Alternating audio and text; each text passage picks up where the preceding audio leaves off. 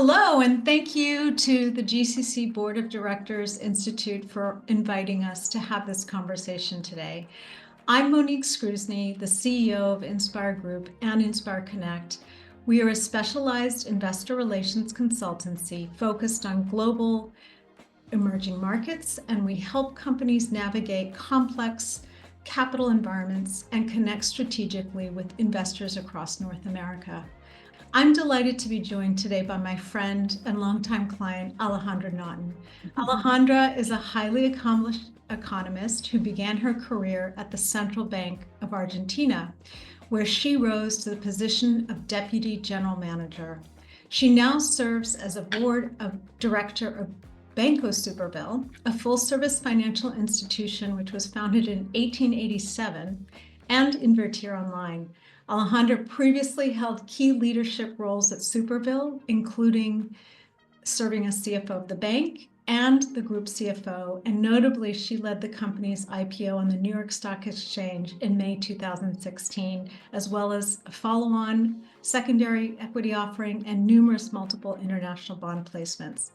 Alejandra is an independent board member of the Argentine affiliate of Holcim, the Swiss multinational building materials company, and is an active member of Women Corporate Directors, a global network advancing women's leadership in the boardroom. It's been an honor to collaborate with Alejandra since Superville's IPO, and I'm thrilled to have her here with us today as we delve into a really timely and critical topic on how governance and boards must evolve to meet the challenges of a world defined by complexity and disruption. Alejandra, welcome. And before we dive into specific regions or governance models, I'd love to start with your broader view.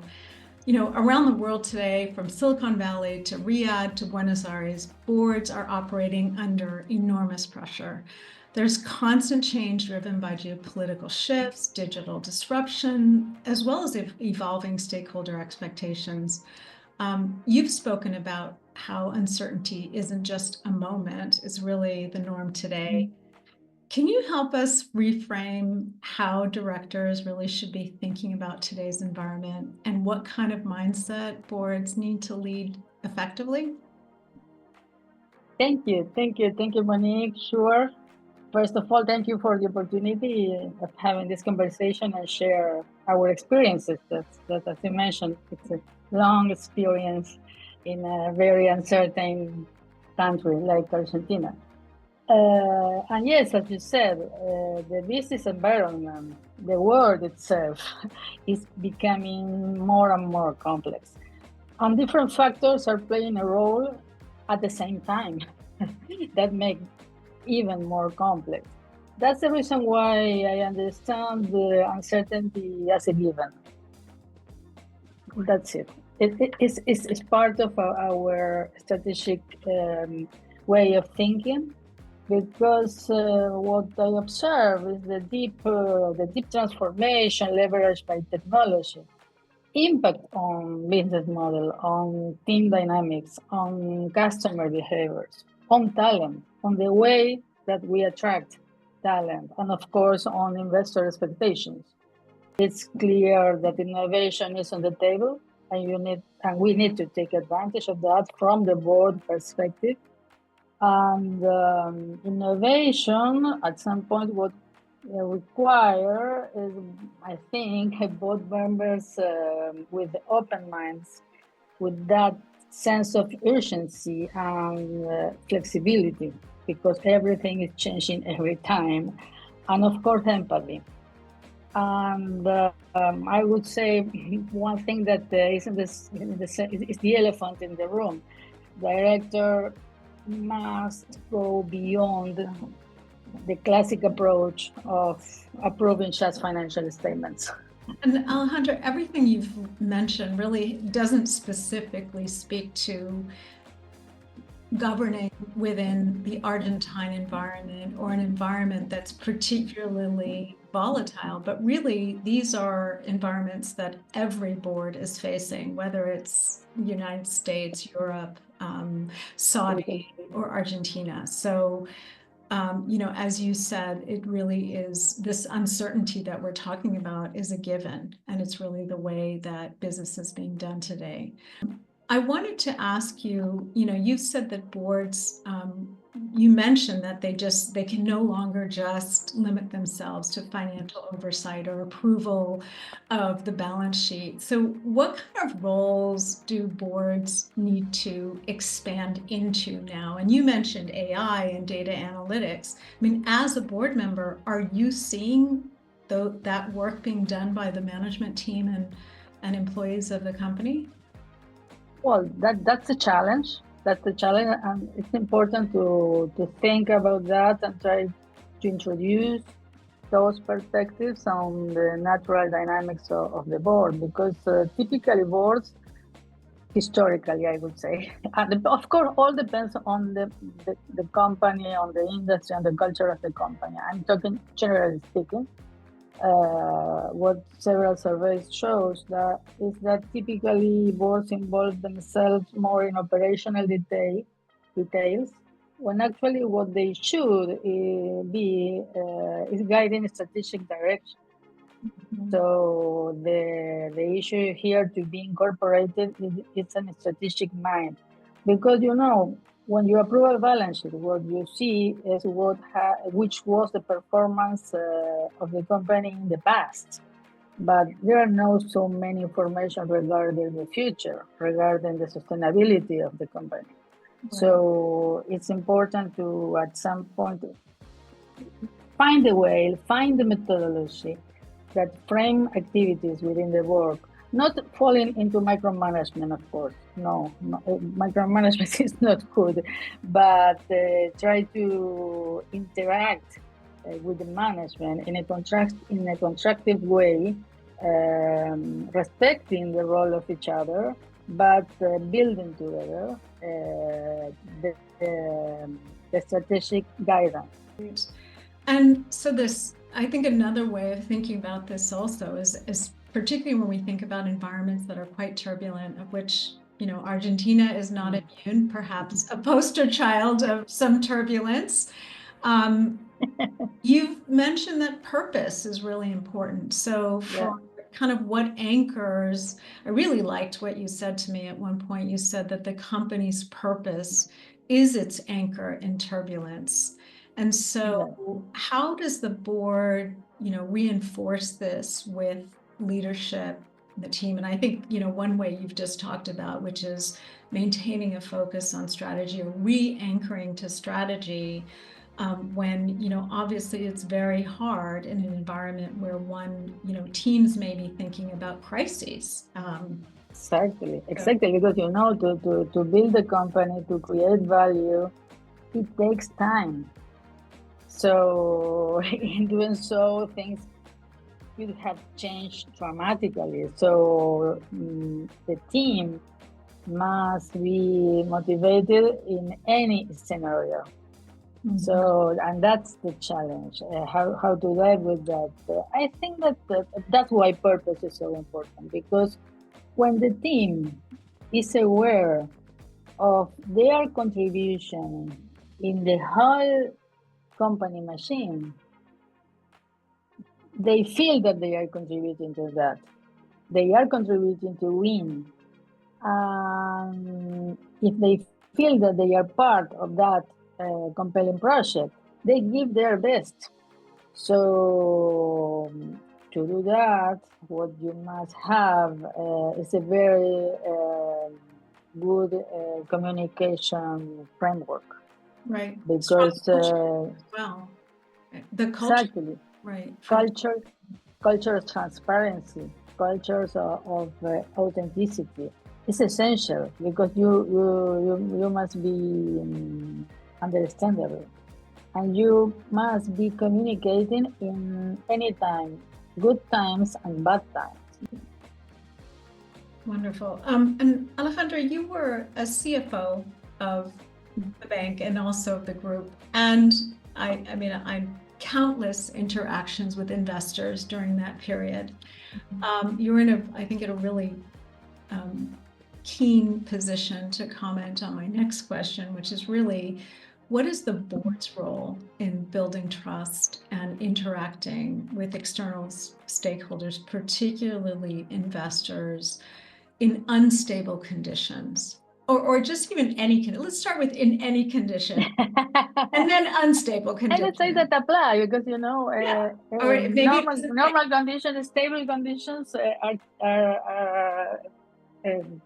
require good communications, and the unstable conditions require even more communication. That's the thing, is communicate in any statement. And well, I have learned a lot from you, so I would say some things that you have advised me or learned or taught me. But I think that you can, the board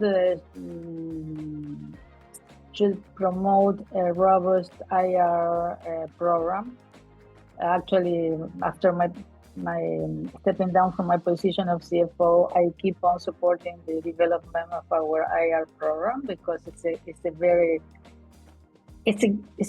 strength, it's an experience that came back to the teams.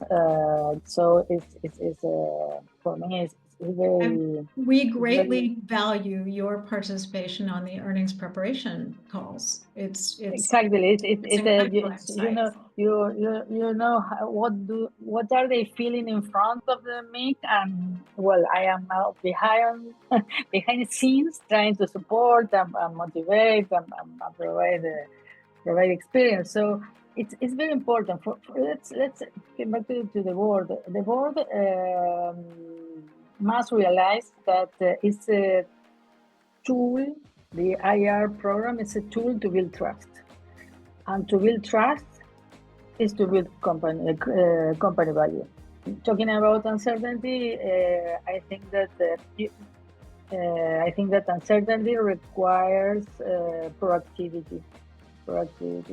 So, because you need to be present in good times and in bad times.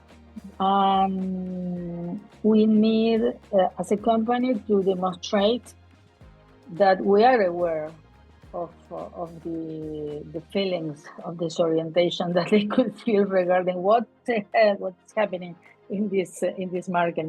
So to be empathetic, and to be open to explain what is happening, why we change the direction, or why it looks like we are changing, but actually we are not changing. Instead, we are protecting. Right. There are plenty of things that it's necessary to be shared, but it's important that investor community feel that we are able to describe our action.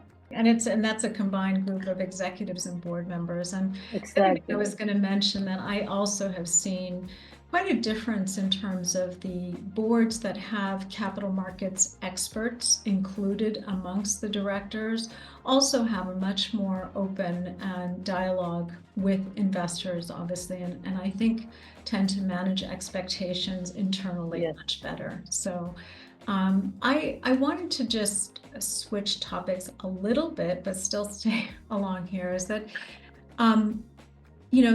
Argentina, again, is an environment where there's been, change is the middle name here, Argentina change. So what practices does the Superville board employ to help anticipate changes that are happening in the market that, others in these dynamic markets might benefit from thinking through? Wish we could anticipate. Hard to. We make our best to do so, but we have tools. I would say that I am not lying if I tell you that we start every strategic retreat, or even sometimes regular board meetings with the scenarios analysis, because the thing is to say, well, what if? So we have macro and political scenario mapping before starting to talk, before everything, to say, well, this is our map, And the map is built not only taking in consideration our view, our opinion, but also external viewpoints.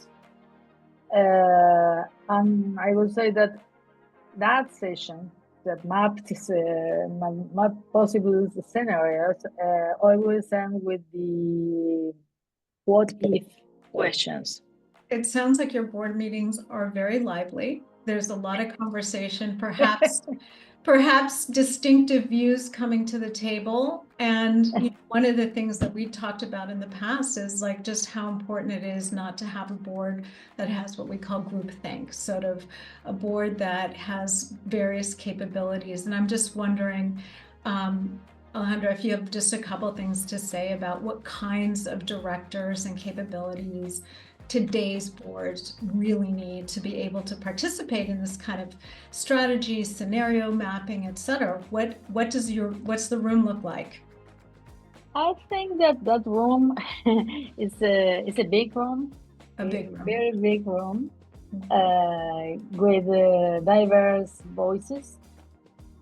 And when I talk about diversity, I talk about all kinds of diversities, not only genders, that is the typical one, but also technical expertise. It's important to have nowadays. You need to have in your board people with IT skills. So not only again the financial law that were the typical, but also introduce some regarding technical issues. But I would say also that soft skills are also very, very important.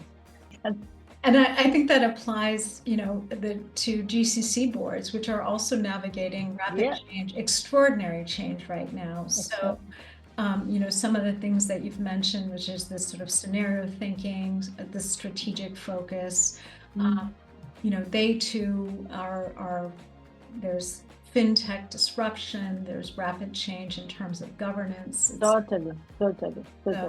It's I think that one thing that we didn't mention, and I think that is critical, is in the dynamic of the board, is what is known as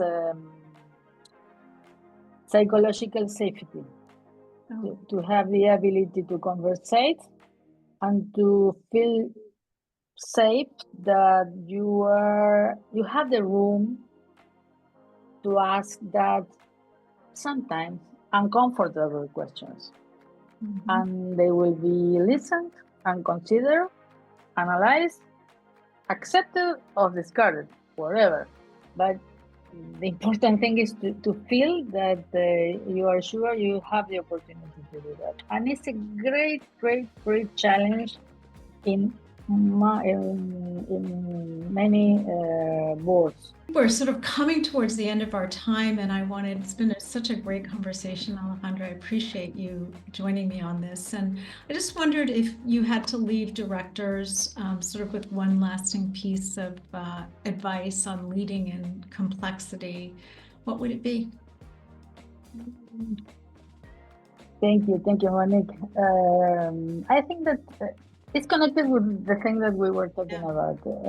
I could say that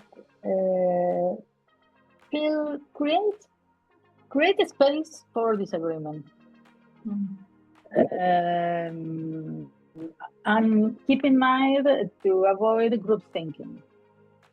When you have a meeting and everybody is okay, I say yes, I agree, in a very short period of time, perhaps the topic should be revisited just in case. I think that seeking diverse voices is also key. Another advice that I would deliver is avoid micromanagement, because micromanagement at some point can overwhelmed. It's not your role. It's not the role of of a board member to micromanage the company. So, but at some point, the situation, there is a temptation to make it one click, double click, three clicks on the matter. So avoid micromanagement because it doesn't create value. You have your CEO that you have as a board member already voted and appointed. So leave leave the CEO made their job and remember that again what we were talking that the board clarity about purpose, values, strategy, and clear communication is the anchor in any moment, even navigating a huge storm. I hope not, but anyway, in that case, I love that. the I love anchors. that image of purpose being the anchor in so turbulent times. So really appreciate your time, Alejandra. It's always a pleasure to talk to you. I hope to see you very soon in Argentina or in New York or San Francisco. You are welcome. You are welcome. For joining My in this pleasure. conversation, and thank you again to the GCC board for inviting us to talk about this topic. My pleasure. Thank you, Monique. Thank you, Monique. Bye-bye.